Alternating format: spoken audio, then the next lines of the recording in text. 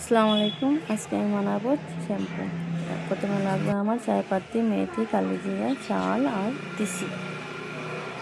এগুলোকে আমি ভিজিয়ে রাখবো রাতে। সকালে উঠে গরম পানি করবো, গরম পানিতে এগুলো ঢেলে দেবো প্রথমে।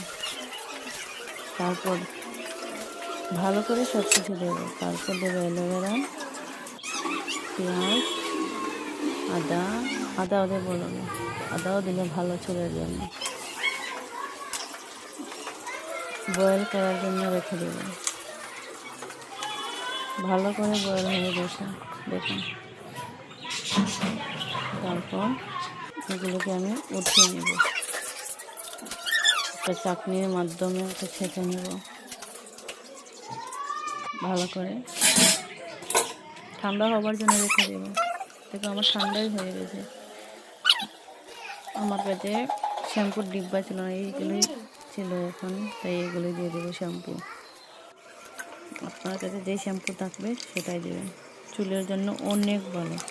ঠান্ডা হওয়ার পরে স্নান করার আধা ঘন্টা আগে লাগিয়ে নেবেন, দেখবেন অনেক ভালো হবে চুল।